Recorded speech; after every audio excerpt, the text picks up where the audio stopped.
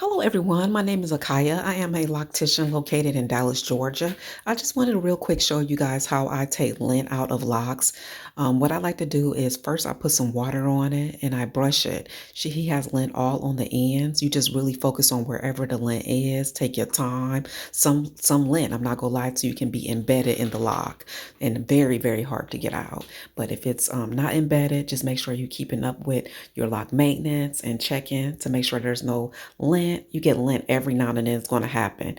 But here we go, guys. I am completely done. Try that and let me know how that go, okay?